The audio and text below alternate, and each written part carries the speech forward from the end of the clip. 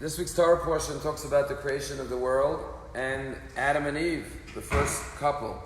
Now, Rodney Dangerfield once famously said that my wife and I, we eat dinner apart, we sleep in separate bedrooms, we take separate vacations, we're doing everything we can to keep our marriage together.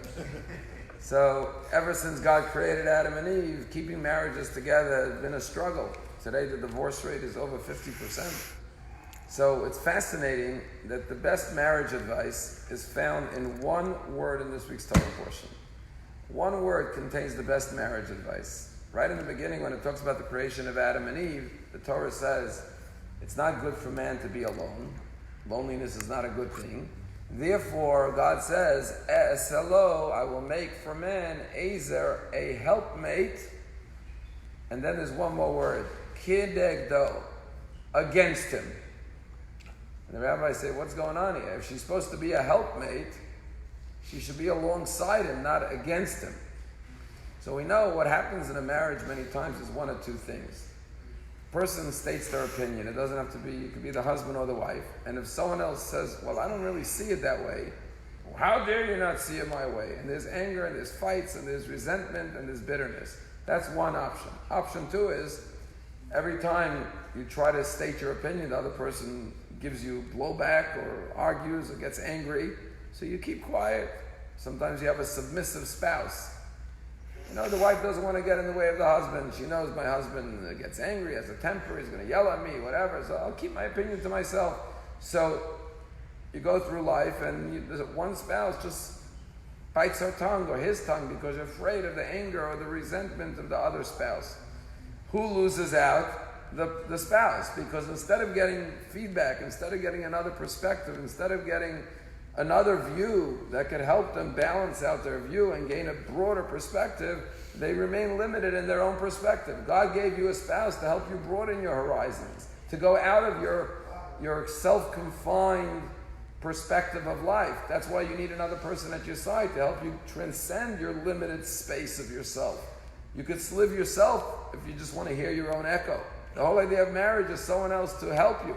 So what does the Torah say? I'll make a helpmate against you. Meaning to say that sometimes the role of the helpmate, of the spouse, is to stand in your way, to oppose you, to disagree with you, to challenge you. And if you're a healthy person, you don't resent that, you welcome that. You say, I hear what you're saying, thank you for sharing your perspective. And you invite that kind of feedback because that will help you gain it's not about your ego, it's about getting a better perspective. And in that one word, a helper, your spouse is not your assistant. They're not there to just be like a yes man, whatever you say yes. They're there sometimes to say yes and sometimes to say no. And that, by understanding someone else's perspective, we realize there's bigger picture and we grow from that. And that's the key to marriage. Sometimes you'll agree with someone's perspective, sometimes not. Sometimes you'll find a compromise position. But that's the key to a healthy marriage. Open communication, a good relationship. You know, they tell a story, there was this couple that had a wonderful marriage. And they said to him, what's the secret to your marriage? And he said, the woman said, my husband majored in communication, and I'm majored in acting. So he speaks, and I pretend like I'm listening. So the key, obviously, is that you should really listen, empathize with the other person, and find a middle ground or find a way to understand someone else's perspective. Just to conclude, a true story, there was a girl who told a story that her father once came to pick her up from college. And she thought her father was the negative person. So they were going on a long road trip coming home from college, and it was a 5-hour drive. And they started talking, and a few minutes into the conversation, there was a creek on the side of the road, like a stream. And the father was like, it's so filthy, it's full of litter, it's disgusting, how could they treat the creek like that? The young woman looks at the creek, it's beautiful, nice water, nice shrubbery. And she says, you know, my father's so negative.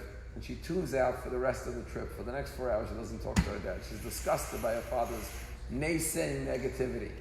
She said many years later, after her father died, she went to pick up her kid from the same college and took the same route home. This time she was in the driver's seat. And she realized there were two sides of the road. There were two creeks on two sides of the road. One side was very pristine and clean. The other side was full of litter and garbage. And she said, now it's too late, but my father was right. That side of the window the view is full of litter and garbage. And the point is, just because someone has another view, then you doesn't mean they're wrong. They're seeing one thing, you're seeing something else. And therefore, the Torah says, make sure your marriage partner is not just your yes person who echoes whatever you say, but they should be welcome to say something that disagrees with you, and you should welcome that and say, that's the gift of marriage, that God gave me someone to help me go beyond my limited self.